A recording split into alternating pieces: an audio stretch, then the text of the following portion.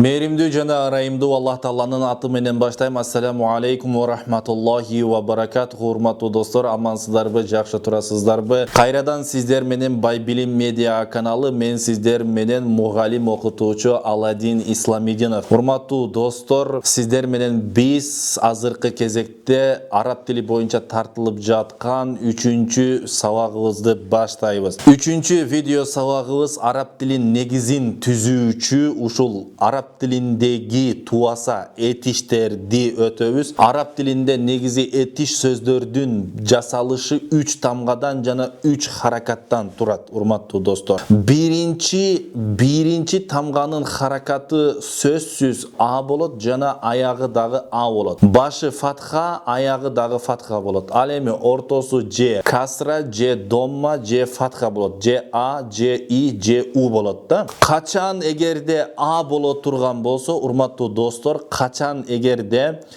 этиштин ортодогу тамганын 3 тамганын мына ушул 3 тамганын ортоңку тамгасынын харакаты фатха боло турган болсо, бул конкреттүү кыймыл аракетти билдирет. Мисал үчүн катаба деген сөздү алабыз.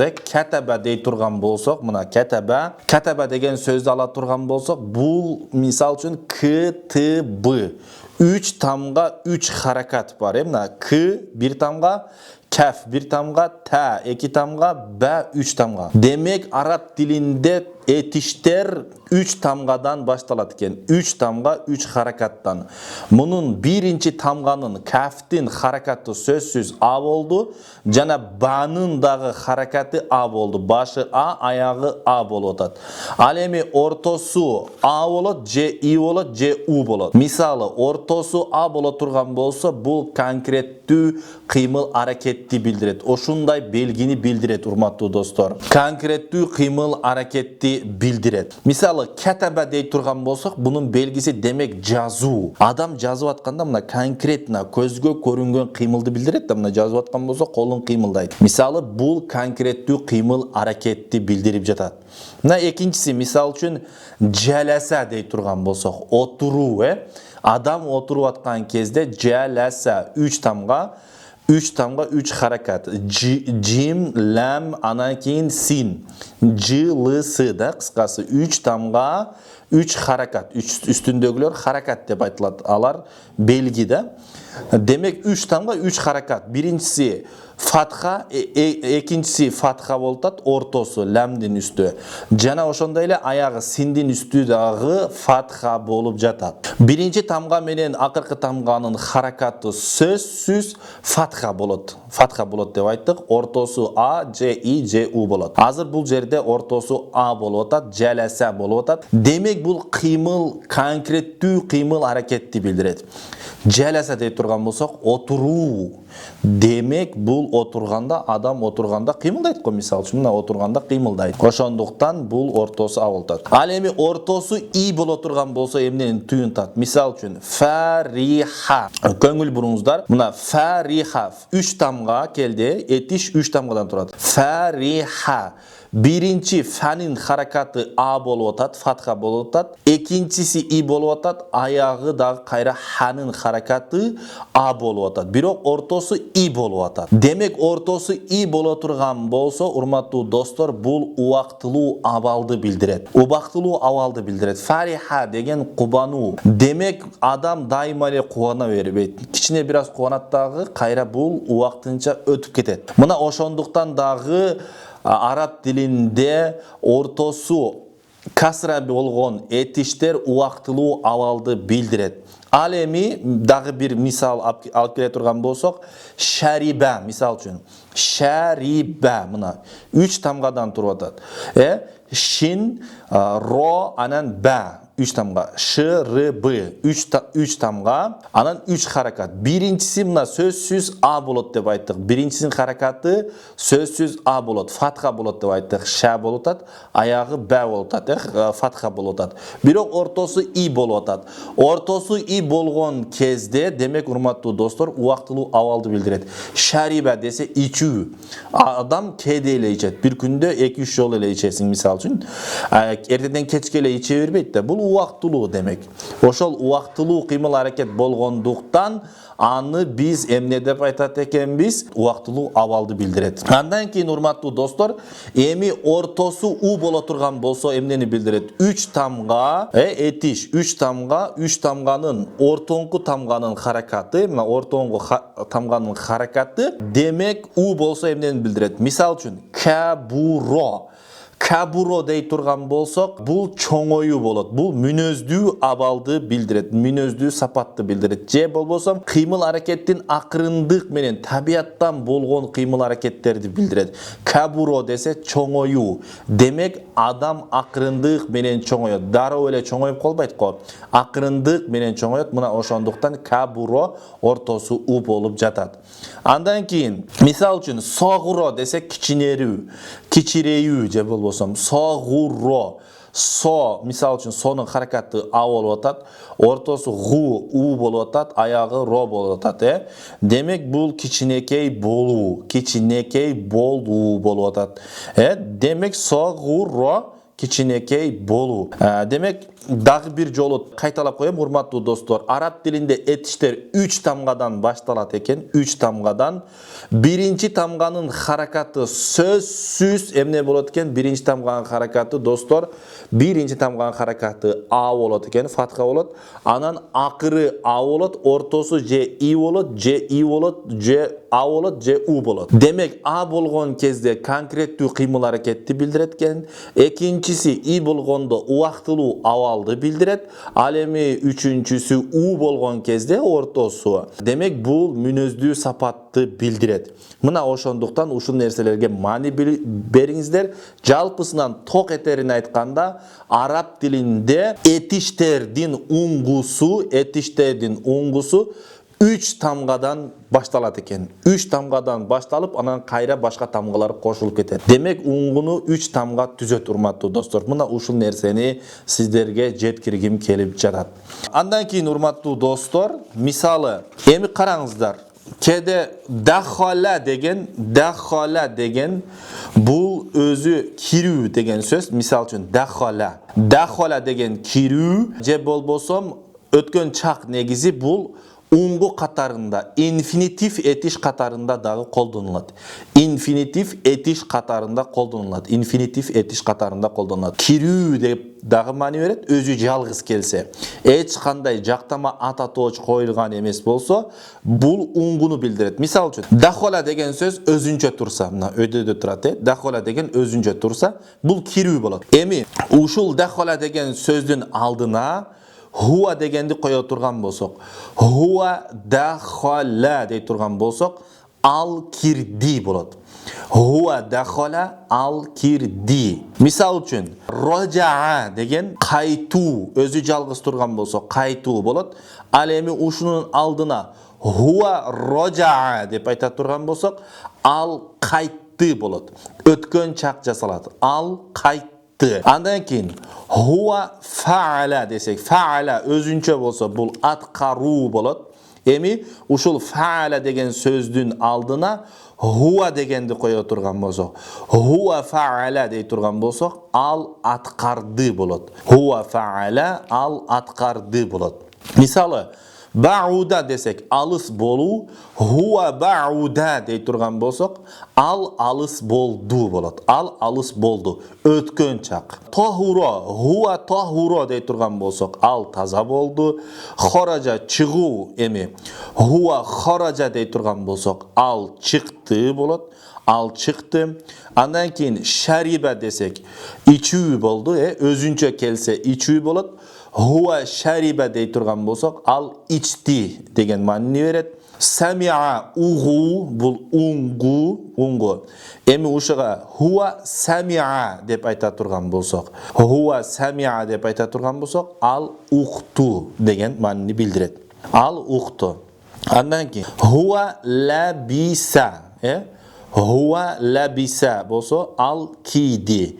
Лабиса деген күйүү, алдына хуа деген сөздү койсок, хуа лабиса болсо, ал кийди болот. Хуа лабиса, ал кийди. Халаqa, андан кийин урматтуу достор, халаqa десек жаратуу, хуа халаqa десек, ал жаратты yaratdı bo'ladi. Huwa khalaqa al jaratdi. Andan keyin cho'ng bo'lu. Huwa kaburo. Kaburo degan cho'ng bo'lu. Huwa kaburo desek al cho'ng bo'ldi bo'ladi. Huwa kaburo al cho'ng bo'ldi. Andan keyin huwa fariha desek qubanu. Fariha o'zuncha kelsa qubanu bo'ladi. Emi huwa fariha deb ayta turgan bo'lsak al qubandi bo'ladi. Hurmatli do'stlar. Mana hurmatli do'stlar, agarda o'nguning oldina shunday huwa degan so'zni qo'ya turgan bo'lsak, al atqardi, al jasadi degan o'tgan chaq jasalat ekan. Emi hurmatli do'stlar, keyingi söylemlarga ma'ni beringizlar. Huwa dakhala desek al kirdi. Huwa kharaja, huwa degan al chiqdi. Huwa jalasa al oturdu. Huwa jalasa al oturdu bo'ladi. Andan keyin huwa zahaba al ketdi. Huwa roja'a al qaytdi. Huwa sami'a al uqtu bo'ladi. Huwa sami'a al uqtu. Huwa talaba al talab qildi. Huwa shariba al ichdi bo'ladi. Huwa doroba al urdu. Al urdu bo'ladi. Huwa fa'ala al atqardi. Huwa kaburo al cho'ng bo'ldi. Huwa zakara al zikr qildi. Huwa zakara al zikr qildi al estedi deganda tuyuntadi. Misoli, emi qarangizlar, ushul al kirdi degan so'zning o'rnina Musa kirdi deb turgan bo'lsak, dakhala Musa bo'ladi. Dakhala degan so'z kirdi. Arab tilinde hurmatli do'stlar, birinchi etish aytiladi-da, kirdi degan so'z aytiladi. Dakhala Musa desa kirdi Musa bo'layotadi-da. Kirdi Musa adam ati ikinchi kelyapti. Odatda söylemler Arab tilinde ushunday boshtaladi, etish menen boshtaladi. Biroq qirg'iz tilinde birinchi zat atovchi menen boshtaladi, adam ati menen boshtaladi. Misol uchun biz Musa kirdi deb aytamiz-da. Oşondo söylemdi biz artından qotarabız. Musa degenden başlap aytabız. Musa kirdi. Kharaja Aliyun. Kharaja dese çıktı Ali. Çıktı Ali de otadı emi. Biz teskerisinden aytabız. Ali çıktı. Ali çıktı. Andan keyin Jalasa degen oturdu. Jalasa Sulaymanu. Sulayman degen Sulayman. Jalasa Sulaymanu, Sulayman oturdu deyotadi. Jalasa Sulayman, Sulayman oturdu. Demek bunu dağı artından aytabız. Zahaba İsa, İsa ketdi. Zahaba İsa, İsa ketdi. Eğer de al ketdi deyip turgan bolsak, uşul jerde dağı bir kıstırmakla keteyin. Misal üçün İsa'nın orduna al degen sözü koya turgan bolsak, anda aldına koyuladi. Jaqtama atatoğuç aldına koyuladi. Mani veringizler, qarangizlar. Huwa zahaba deb aytabız. Huwa zahaba. Al ketdi. Alem biroq İsa ketdi deyip turgan bolsak, zahaba İsa deb aytabız. İsa keyin keledi. Adam atı keyin keledi, etişten keyin. Andan keyin qarangizlar. Roja'a Muhammadun. Roja'a degen qaytdi. Muhammad qaytdi. Roja'a Muhammadun. Muhammad qaytdi bo'ladi. Andan keyin Sami'a Ahmadu. Ahmad uqtu. Sami'a Ahmadu. Ahmad uqtu bo'ladi. Andan keyin Talaba Umaru. Umar talab qildi. Shariba Solihun. Salih içti. Daraba Zaydun. Zayd urdu. Daraba Zaydun. Zayd urdu. Zakaral ustazu. Zakaral ustazu. Zakara estedi al ustazu ustaz. Ustaz estedi. Zikir kıldı. Fariha Abdullahi. Abdullah kubandı. Fariha degen kubandı bo'ladi. Abada İbrahimu. Abada İbrahimu. İbrahim ibadat kıldı. İbrahim ibadat kıldı bo'ladi, hurmatli do'stlar. Emi jenski rodda qanday bo'ladi? Misol uchun Fatima kirdi desek qanday bo'ladi? Ökönün ayırmasını qarangizlar. Dakhalat Ahmadu deb aytamiz. Dakhala Ahmadu. Ahmad kirdi. Dakhala birinchi aytiladi, Ahmad kirdi bo'ladi. Emi Fatima kirdi deyip turgan bo'lsa, dakhalat Fatimatu. Dakhalat Fatimatu, Fatima kirdi. Женский rodda t qo'shiladi. T ta maftuha qo'shiladi, ochiq t qo'shiladi. Dakhalat Fatimatu, Fatima kirdi deb aytib atamiz o'shanda. Fatima kirdi. Ko'rdingizlarmi? O'rus tilinde a qo'yiladi-ku. Misol uchun zashol Ahmad, zashla Fatima. Zashla Fatima deb aytamiz, zashla Fatima. Endi andan keyin buna o'shol o'rus tilindagi a siyaqti bo'ladi-da. Arab tilinde, o'rus tilinde a qo'yilatgan, arab tilinde bo'lsa t qo'yiladi. T demek bu женский rodning belgisi. Xoroja Muhammadun. Muhammad chiqdi. Xoroja Muhammadun. Bu murskoy rod, Muhammad chiqdi. Xorajat Aishatu. Aisha chiqdi. Женский rodda emne deb aytadiganmiz? Xorajat deb t qo'shib aytamiz. Xorajat Aishatu. Aisha chiqdi. Keyingisi Zahaba Zaydun. Zayd ketdi. Zayd ketdi. Zahabat Zeynabu. Zeynep ketdi ikincisinde. Zahabat Zeynabu. Zeynep ketdi. Женский rodda t qo'yiladi. Zahabat Zeynabu. Zeynep ketdi bo'ladi. Женский rodda t qo'yiladi deb aytdik. Roja'a Musa. Musa qaytdi. Rojaat Xodijatu. Xadija qaytdi. Rojaat deb женский rodda t qo'shamiz. Xadija qaytdi. Keyingisida jalasa Aliyun. Ali o'tirdi. Jalasat Maryam. Maryam o'tirdi deb женский rodda t qo'shilib aytiladi. Maryam o'tirdi. Misal hurmatli do'stlar, andan keyin dakhala Ahmadu fil bayti. Dakhala kirdi Ahmadu. Ahmad fil bayti uyga. Ahmad uyga kirdi deb shunday bo'ladi. Ahmad uyga kirdi. Andan keyin ikincisinde женский rodda dakhalat Fatimatu fil madrasati. Dakhalat Fatimatu fil madrasati. Fatima medresege, mektepga kirdi. Fatima mektepga kirdi bo'ldi. Andan keyin Xoroja Muhammadun minal fasli. Xoroja chiqdi. Muhammadun Muhammad minal deganni dan bo'ladi. Minal fasli klassdan. O'shanda fasl degan klass, minal degan dan bo'ladi-da. Andan keyin Xorajat Aishatu minal maktabati. Xorajat bo'lsa женский rod bo'ladi. Xorajat Aishatu minal maktabati.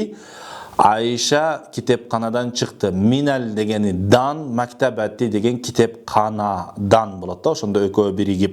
Andan keyin zahaba Zaydun ila suqi. Zahaba ketdi. Zaydun Zayd. Zayd ketdi. Ila degani g'a. Suq degan bozor. Ila suqi. O'koy cho'g'oqlat ila suqi bo'lsa bozorga ketdi. Zayd bozorga ketdi. Andan keyin zahaba Zayn zahabat Zaynabu ilal jamiati. Zeynep universitetga ketdi. Jamia degan universitet, ila degani g'a. Zeynep universitetga ketdi bo'ladi. Andan keyin Roja'a Musa minas safari. Musa safardan qaytdi deb aytamiz. Rojaat Xodijatu minal javlati. Xadija ekskursiyadan qaytdi deb женский rodda rojaat deb t qo'shib aytamiz. Jalasa Aliyun alal kursi. Ali stolga o'tirdi. Jalasa Ali. Jalasa o'tirdi. Aliyun Ali alal kursi stolga. Andan keyin 10-da jalasat Maryamu ala dikkati. Maryam skameykaga o'tirdi. Jalasat bo'ladi женский rodda. Demek murskoy rodda jalasa bo'ladi ekan, женский rodda bo'lsa jalasat bo'ladi ekan. Alal dikkati degan skameykaga bo'ladi hurmatli do'stlar. Mana o'shentip hurmatli do'stlar, bizning 3-savog'imizdagi oyog'ina chiqdi. Эгерде сиздерде кандайдыр бир суроолор болсо сөзсүз комментарийге белгилеп калтырыңыздар. Биз сиздердин суроолоруңуздарга жооп бергенге даярбыз. Эгерде сиздер араб тилин дагы да мыкты деңгээлде үйрөнүүнү кааласаңыздар, ушул Ашур Али уулу Маулян устаздын Сажда аттуу китебин алсаңыздар, сөзсүз жакшы деңгээлде үйрөнөсүздөр. Сиздер менен Аладдин Исламидинов болду. Кийинки сабактан жолугушканга чейин сак саламатта туруңуздар. Ассаламу алейкум ва рахматуллахи ва баракатуху.